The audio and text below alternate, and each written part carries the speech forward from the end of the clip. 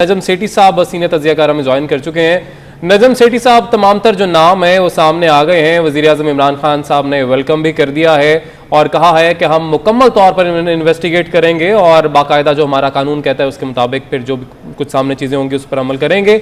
आपको क्या लगता है कि कल के इजलास में क्या होने जा रहा है? कल के इजलास से कोई खास बड़ी बात तो नहीं होने जा रही। इस सिलसिले के बारे में इमरान खान साहब ने अपना मौक़िफ़ पेश कर दिया है।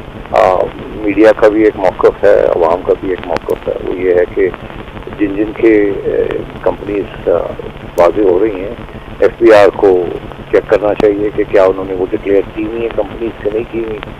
SECB को देखना चाहिए कि क्या वो कंपनीज डिक्लेयर्ड है कि नहीं डिक्लेयर्ड। पहली बात। दूसरी बात ये कि अगर डिक्लेयर्ड है तो उनके अंदर जो उसके असाते हैं या जो इनकम है वो भी डिक्लेयर्ड है या नहीं डिक्लेयर्ड। अगर तो सब डिक्लेयर्ड है तो फिर तो कोई इशू नहीं है, फिर तो कानूनी तौर पे सही काम हुआ, कोई उससे प्रॉब्लम नहीं है। और अगर नहीं डिक्लेयर्ड है तो फिर उनसे पूछा जाए कि ये क्यों नहीं डिक्लेयर्ड, और अब डिक्लेयर करें, और डिक्लेयर करने तो उसके साथ जो भी पेनल्टीज FBR लगाता है वो लगाए। अच्छा नजम सेठी साहब, यहाँ पर ये भी आपसे जानना चाहेंगे कि हमने पहले भी देखा पैनामा पेपर्स, पैराडाइज लीक्स और भी चीज़ें सामने आई, बहुत से लोगों के और भी पाकिस्तानियों के नाम सामने आए, मगर जो हमें तहकीकात होती दिखाई दी वो यकीनन टॉप प्रोफाइल शरीफ फैमिली के खिलाफ दिखाई दी। नैब में जो केसेस अभी भी चल रहे हैं, अलीम खान साहब का भी नाम सामने क्योंकि आया है इस कंपनी के हवाले से कि उनकी भी ऑफशोर कंपनीज हैं, तो इस पर अब आपको क्या लगता है?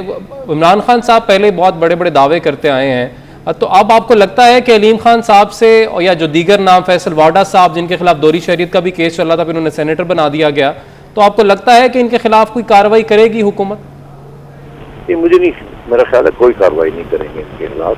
कार्रवाई तो सिर्फ अपोजिशन के खिलाफ होती है, हुकूमत अपने लोगों के खिलाफ नहीं करती। ज़्यादा ये होता है कि उनको इशारा किया जाता है कि आप रिज़ाइन कर दें या आप थोड़े अरसे के लिए रिज़ाइन कर दें। हम कहते हैं कि तहकीकात करें, मगर कोई तहकीकात होती नहीं है, और अगर होती भी है तो क्लीन चिट दे दी जाती है या इधर से उधर से किनारे से निकाल दिया जाता है। वाडा साहब ने पहले तो मेरा ख्याल है अपनी कंपनीज नहीं डिक्लेयर की थी, शायद मुझे याद नहीं है कि की थी कि नहीं की थी, मगर जब ये सारी चीज़ें पैनामा में भी ये जिक्र हुआ था इन चीज़ों का, बहुत से लोगों ने तो एमनेस्टी ले ली थी। आपको याद होगा इसी हुकूमत ने एक एमनेस्टी स्कीम भी निकाली थी।